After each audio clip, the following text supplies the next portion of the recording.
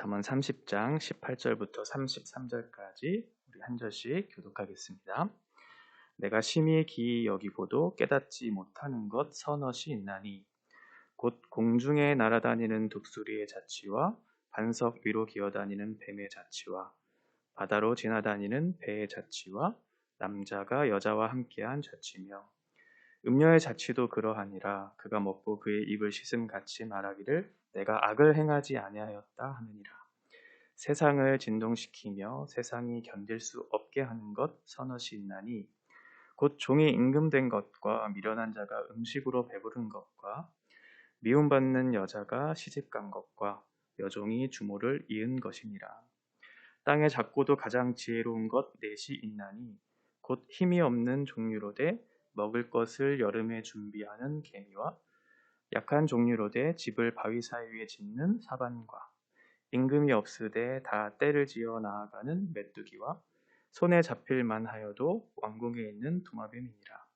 잘 걸으며 위풍 있게 다니는 것 서넛이 있나니 곧 짐승 중에 가장 강하여 아무 짐승 앞에서도 물러가지 아니하는 사자와 사냥개와 순염소와 및 당할 수 없는 왕이니라. 만일 내가 미련하여 스스로 높은 채 하였거나 혹 악한 일을 도모하였거든 내 손으로 입을 막으라. 대저 젖을 저으면 엉긴 젖이 되고 코를 비틀면 피가 나는 것 같이 노를 격동하면 다툼이 남이니라. 아멘.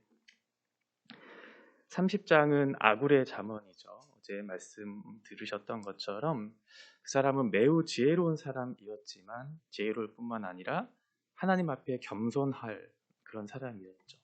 겸손할 줄 아는 사람, 스스로를 낮출 줄 아는 사람, 그 사람은 아마도 하나님 앞에서 자신을 발견한 사람이었을 거예요. 하나님 앞에 내가 어떠한 사람인가를 발견했을 때 그것들에 대한 반응을 어떻게 하느냐는 매우 중요합니다. 정직하게 내가 하나님 앞에서 어떠한 사람인지를 인정할 줄 아는 태도, 그것들을 받아들일 수 있는 용기, 그런 사람들이야말로 정말 겸손할 줄 아는 그런 사람일 수 있겠죠. 자기가 드러났을 때 그것을 감추려 하는 것이 아니라 하나님 앞에 그렇습니다, 주님. 주님이 그렇다면, 그렇게 말씀하셨다면 그 말씀을 내가 따르겠습니다 라고 용기 있게 반응할 수 있는 사람이 겸손하고 지혜로운 사람이겠죠. 18절과 33절은 각 단락별로 세네 가지의 이런 이야기들을 설명하면서 인간의 무지와 인간의 부패와 인간의 무능함, 인간의 교만함 이런 것들을 고발해요. 그러면서 우리가 어느 자리에 있어야 하는지에 대해서 우리들에게 설명해 줍니다. 먼저 18절부터 20절까지의 말씀을 보면 18절에 내가 심히 기이 여기고도 깨닫지 못하는 것이 있다고 그렇게 얘기하죠. 그래서 이 지혜자는 하나님 앞에 하나님께서 만드신 창조 질서, 그 모든 것들을 내가 다 알 수는 없습니다. 나의 지식의 한계가 분명히 있습니다. 라고 하는 그런 겸손한 태도로 이 말씀 앞에 서고자 하는 그런 사람이에요. 정직하게 반응하고 용기 있게 인정한 그 사람이죠. 잠언에서는 계속해서 말씀에 대해서 경청하라고 얘기합니다. 듣는 것, 내가 듣는 것, 하나님의 말씀을 듣는 것, 그러면서 그 말씀을 통해 나를 돌아보는 것, 그것을 굉장히 중요하게 다루고 있죠. 19절에 보면 독수리에 대해서 여기에서 얘기하는 자취는 길을 얘기하거든요.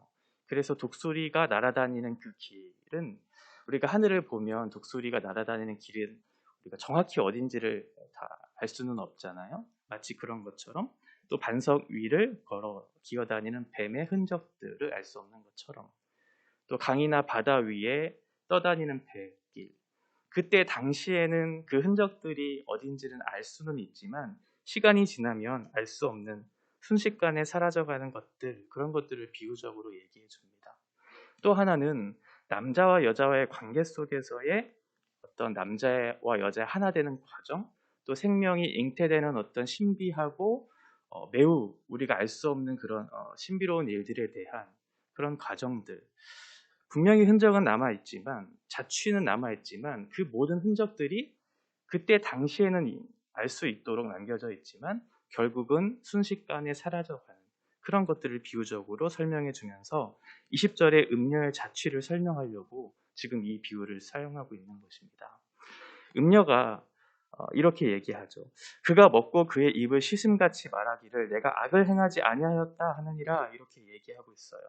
그가 먹었다는 것은 성관계를 얘기하고요. 그의 입은 여자의 성기를 이야기해요. 음녀가 행했던 것, 그것은 부정한 성관계를 얘기하는 것이겠죠. 부정한 성관계를 하고 나서도 마치 독수리, 또 뱀, 또 배가 지나가는 흔적들, 우리가 그 흔적들을 다 알 수 없는 것처럼 씻어버리면 없어지는 것처럼 그렇게 생각한다는 거예요. 이미 그것들을 다 했지만 스스로 부정하고 있죠. 깨끗이 씻으면서 나는 그렇게 한 적이 없다고 뻔뻔하게 그렇게 눈을 감고 있는 그런 모습들을 얘기해주고 있어요. 성적인 타락에 대해서 정직하게 용기 있게 반응하지 못하는 그런 것에 대한 인간의 어떤 욕망들에 대한 내용들을 담고 있죠. 인간의 무지함, 한계에 대해서 얘기해주고 있고 인간의 부정직함, 뻔뻔함 이것들을 고발하면서 인간이 얼만큼 타락했는지에 대해서 비유적으로 설명해주고 있습니다. 두 번째는 21절과 23절에서 이제 사람이 사회 속에서 사람들과 관계를 맺어가는 질서 속에서 인간의 악한 모습들이 어떠한 건지를 설명해주고 있습니다. 21절에 보면 세상이라고 하는 말, 지난번에 말씀드렸던 것 같은데 이것은 에레츠라고 해서 땅을 얘기해요. 그러니까 땅이 진동하는 것, 이것은 이제 지진을 이야기하는 것이겠죠. 땅에 지진이 일어나면 세상에 있었던 것들이 다 무너지고 뒤집어지는 세상의 질서가 파괴되어지는 무너뜨리는 어떤 그런 비유들을 통해서 인간의 악한 것들이 이 세상 질서를 무너뜨릴 수 있다고 그렇게 얘기해 줍니다.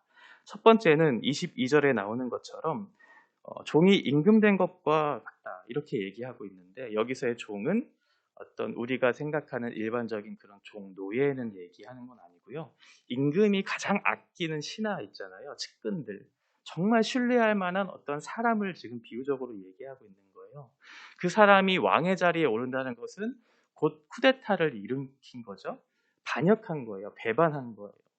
정당한 자리에 이르기 위해서는 실력을 갖추고 정당한 어떤 질서를 따라 그 왕이 됐어야 했는데 그렇지 않고 배반하고 쿠데타를 일으키는 피를 흘리게 하는 그런 일들을 했다는 것이죠. 그리고 두 번째 보면 미련한 자는 게으른 자를 얘기하죠. 미련한 자. 정당한 노력, 정당한 일을 하지 않고 재물을 얻은 배부른 사람, 그 사람을 지금 얘기해주고 있는 거예요. 정당하게 노력을 해서 정당하게 돈을 벌고 정당하게 자기가 누릴 것들을 누려야 하는데 그렇지 않은 것, 재물을 쉽게 얻은 사람들, 그 사람들은 교만하겠죠. 그리고 그의 삶은 방탕하겠죠. 그래서 그 사람들은 무질서하게 될 거예요. 사치하고 우쭐대고 뻔뻔하고 그러면서 자기의 어떤 그 지혜로운 방법이라고 여겼던 그런 모습으로 재물들을 취하면서 다른 사람들을 무시하는 그런 사람들이 세상에 만연하면 당연히 땅이 진동하듯 사회의 질서는 무너지고 뒤집어지겠죠. 23절에 있는 미움받는 여자는 아마도 잠언 7장에 얘기하고 있는 음녀를 얘기할 것입니다. 그리고 앞에 20절에서 얘기했던 음녀, 그 사람을 얘기하는 것이겠죠. 부정한 성관계를 그렇게 맺으면서 그러면서 가정을 이루고 또 가정을 이루고자 하는 그 사람들의 가정은 그렇게 건강하지 못하겠죠. 그래서 23절에서는 가정을 파괴하는 주된 원인들이 이 부정한 성관계를 얘기하고 있고요. 또 하나는 여종에 대한 것이에요. 여종이라고 하는 것은 본처가 있는데 본처의 자리를 위협하고 빼앗는 것이잖아요. 마치 하갈이 사례를 그렇게 무시했던 것처럼 하갈이 이스마엘을 낳으니까 창세기 16장 4절에 보면 그의 여주인 사례를 무시했다고 그렇게 얘기하거든요. 그러니까 부부관계를 깨뜨리는 거죠. 아브라함과 사례에 좋았던 관계들, 이것들이 이 하갈이라고 하는 그 사람을 통해서 그 부부의 하나됨을 이루지 못하게 하고 그것들을 통해 가정을 파괴하는 그런 사회적인 무질서가 일어날 수 있다고 그렇게 경고하고 있는 것입니다. 하나님의 기초가 되는 가정이 파괴되면 당연히 사회 질서가 파괴되겠죠. 대부분의 청소년들이 범죄를 일으키는 주된 원인은 가정의 불화예요. 가정이 불화해서 부부가 불화하면 그 아이들은 초조해하고 분노해요. 그리고 그 안에서 갈등을 일으켜요. 그러면서 그런 사회적인 분노들을 표출하죠. 그래서 범죄로 나아가는 거예요. 제가 만나는 대부분의 사람들, 대부분의 아이들, 거의 100%였어요. 그 아이들의 주된 범죄의 이유는 부부의 갈등이었어요. 부모의 갈등이 그 아이의 분노를 표출하는 거의 주된 원인이 되었다고 그렇게 제가 거의 다 들었거든요. 가정이 파괴되면 단순히 부부 안에서의 문제로만 이렇게 문제가 발생하는 것이 아니라 그에 속한 자녀들이 사회 안에서의 사회생활을 제대로 하지 못함으로 발생되는 사회적인 질서의 파괴들이 일어난다고 지금 경고해주고 있는 것입니다. 24절부터 28절은 이제 인간보다 조금 더 연약한, 인간이 무시할 수 있을 만한 어떤 짐승들의 지혜로운 모습들을 통해서 인간이 어떻게 얼마큼 오만한지, 얼마나 무지하고 무능력한지에 대해서 얘기해주고 있어요. 24절에 보면 땅에 작고도 가장 지혜로운 것 넷이 있다라고 하면서 앞에 있는 사람들에 대한 고발들이 있잖아요. 인간이 무지하고, 인간이 배반하고, 게으르고, 그러면서 부당한 것들을 착취하고, 음란한 그런 모습들을 고발하면서 그와 대조된 어떤 짐승들, 우리가 무시하고 연약하고 힘이 없다고 생각하는 그런 짐승들을 통해 그들이 행하는 그런 지혜가 어떠한 것인지, 인간의 어리석음이 무엇인지를 밝혀주고 있습니다. 25절에 보면 곧 힘이 없는 종류다라고 하면서 먹을 것을 여름에 준비하는 개미에 대해서 얘기해요. 우리가 너무 잘 알고 있는 것처럼 개미는 매우 근면하죠. 그리고 계획성이 있어요. 겨울에 먹을 것들을 잘 차곡차곡 그렇게 쌓기 위해서 철저한 계획을 세우죠. 철저한 계획을 세우는 것도 사실 쉽지 않지만 더 어려운 것은 그 계획을 실천하는 것이죠. 우리는 여러 가지 계획들을 세우지만 우리가 삶으로 실천하는 것은 쉽지 않잖아요. 그런데 개미들은 그런 계획을 세울 수 있는 지혜도 있을 뿐만 아니라 그것들을 실천할 수 있는 근면함도 있었어요. 그런 것들을 보고 배우라고 얘기해주고 있죠. 26절에서는 약한 종류를 얘기하면서 사반에 대해서 얘기하는데, 사반은 바위 너구리라고 그렇게 생각하시면 돼요. 이 사반이라고 하는 것은 이 발바닥에 매우 빨판들이 잘 발달이 되어 있어서 매우 그런 험한 절벽들을 잘 이렇게 올라갈 수 있는 그런 동물이에요. 그러니까 그 험한 절벽에 집을 지을 수 있다는 것은 뭐냐면 강한 짐승으로부터 자신을 보호할 수 있는 그런 생존 능력이 있는 그런 동물을 얘기할 수 있겠죠. 그러니까 참 이런 우리의 인간의 어떤 오만함, 능력이 있다고 스스로 교만하면서 살아가는 인간의 그런 오만함들을 이 개미라고 하는 것, 바위 너구리라고 하는 것들을 통해서 이들도 지혜롭게 생존하는데 너희들의 어떤 교만함과 어떤 자기가 갖고 있는 능력에 의지해서 살아가는 것들을 고발하면서 얼마나 너희들이 무능력하고 교만한지를 살펴주고 있습니다. 그러면서 27절에 보면 메뚜기에 대해서 얘기해주고 있죠. 메뚜기는 혼자 있으면 너무 약한 그런 곤충인데 메뚜기는 성경에 때로 이렇게 지어서 나오는 것들 많이 보잖아요. 마치 강한 군대를 이루는 것처럼. 그런데 그 메뚜기 떼를 이렇게 움직이는 지도자는 보여지지 않아요. 그런데 일사불란하게 하나가 되어서 이렇게 형성해서 움직이는 것들을 보게 되죠. 마치 그런 것처럼 말이에요. 인간은 자신을 나타내고 자신을 드러내기를 원하는 욕망들이 있지만 메뚜기는 그렇지 않다는 거죠. 서로를 살피고 서로를 협력하면서 자신의 어떤 생명을 보존할 수 있는 근거가 자기 안에만 있는 것이 아니라 함께 합력해서 한 몸을 이룰 때 강한 군대가 될 수 있다는 것을 우리들에게 보여주고 있습니다. 또 하나는 마지막으로 28절에 보면 도마뱀이라고 얘기하고 있는데요. 사실은 이 번역이 확실하지는 않습니다. 도마뱀일 수도 있고요. 다른 어떤 짐승을 얘기할 수도 있어요. 어쨌든 손에 잡힐 만큼 작고 연약한 그런 어떤 동물을 얘기하면서 우리는 때로 비천한 신분에 처할 수도 있죠. 그러면서 자기의 어떤 무능력함을 비하하면서 그렇게 살아갈 수도 있지만 그런 것이 아니라 어떠한 신분에 있더라도 열심히 노력해서 그 실력을 갖춘다면 왕궁에 거할 수 있다라는 것들을 우리들에게 교훈 삼아주고 있습니다.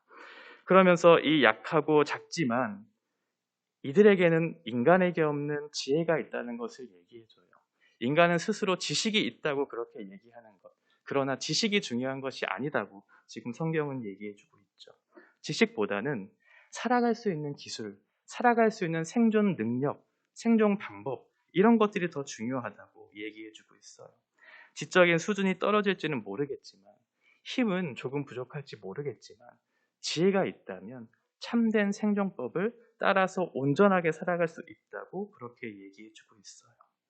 차라리 하나님을 대적하고 우상숭배하는 것보다는 자기에게 주어진 그 자리에서 하나님께서 주신 지혜와 그 방법대로 살아가는 것이 더 좋다는 것을 얘기해주고 있는 것이죠.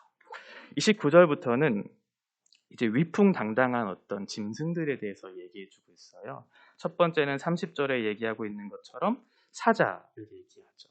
사자는 우리가 알고 있는 것처럼 동물의 왕으로 비유하잖아요.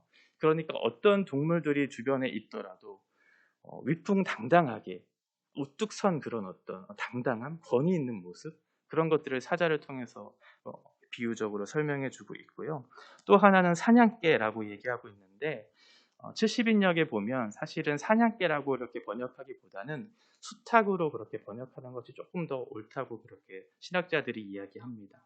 그래서 수탉을 보면 그 머리 위에 이제 닭벼슬이 있잖아요. 우뚝 솟아서 그 무리들 속에서도 가장 권위 있고 가장 우뚝 선 그런 모습처럼 보여지는 수탉처럼, 또 하나는 순염소처럼 뿔을 가지고 위풍당당한 그런 모습으로 순염소는 매우 바위를 잘 탄다고 해요. 그래서 주변에 있는 염소들을 잘 리더십 있게 이렇게 끌고 가는 역할들을 잘 한다고 해요. 그런 순염소처럼. 그리고 마지막으로 왕, 당할 수 없는 그런 왕으로 묘사하면서 모든 백성들 앞에 권위자로 서서 그 백성들을 통치하고 리더 역할을 잘 할 수 있는 그런 사람답게 그렇게 하나님 앞에 살아가야 된다는 것을 얘기해 줍니다. 힘과 능력, 그리고 질서 있는 통치자 그런 모습들을 보면서 이렇게 살아내야 하는데 우리가 하나님께서 부르신 거룩한 백성으로서 왕같은 제사장으로서 이 길들을 걸어가야 하는데 우리는 그런 하나님께서 주신 사명과 소명의 자리를 잃어버리고 그렇게 살아가는 인간의 어리석음, 인간의 무지함, 무능력함 이런 것들을 고발해주고 있어요. 이런 어리석은 인간들을 향해 마지막으로 권면합니다. 32절과 33절에서 이렇게 무지하고 교만하고 무능하고 부패한 인간들아 이 말씀을 들으라 라고 하면서 32절에 보시면 만일 내가 미련하여 스스로 높음 체하였거나 혹 악한 일을 도모하였거든 내 손으로 입을 막으라고 얘기해주고 있어요. 입을 막으라고 하는 것은 인정하라라고 하는 거거든요. 인정하라라고 하는 거예요. 너의 미련함, 높은 체한 것, 악한 일을 도모한 것 이런 것들을 다 인정하라고. 미련하다는 것은 완고하다는 거예요. 완고해서 스스로 교만해서 높은 체하고 그 권위와 질서를 지키지 않고 자기의 뜻대로 살아가서 악한 일을 도모하는 그 사람, 만약 너가 그 자리에 있다면 스스로 입을 막으라고 얘기해주고 있어요. 인정해라. 하나님이 만드신 권위와 질서, 그것들을 도전하고 그것들을 깨트리는 행동을 네가 하고 있다면 자신을 높이고 교만한 말을 하면서 사람을 비하하면서 세상의 질서를 파괴하는 일들을 하고 있다면 손으로 입을 막는 것이 차라리 낫다. 인정해라 라고 그렇게 얘기해 주고 있어요. 33절은 32절에 대한 이유를 이야기해 주는데 여기 보시면 저으면이라고 하는 단어, 또 비틀면이라고 하는 단어, 격동하면이라고 하는 단어가 원문으로는 똑같은 단어를 얘기해요. 그래서 이렇게 누르는 거예요. 누르는 것. 그래서 우유를 누르면 버터가 되는 것처럼 또 포를 누르면 호피가 나는 것처럼 다른 사람의 분노를 계속해서 억압하고 누르면 그 사람이 결국 폭발하겠죠.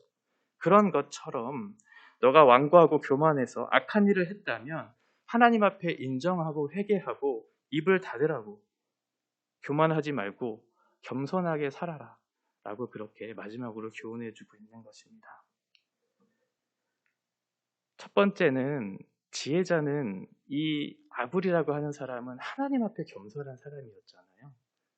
겸손에 대해서 첫 번째 출발을 얘기하고 있고 마지막도 하나님 앞에 입을 막으면서 당신의 일을, 당신의 지혜를 인정하면서 하나님 앞에 겸손하게 살라고 그렇게 마무리하고 있어요. 그것이 참 지혜라고 얘기해주고 있죠.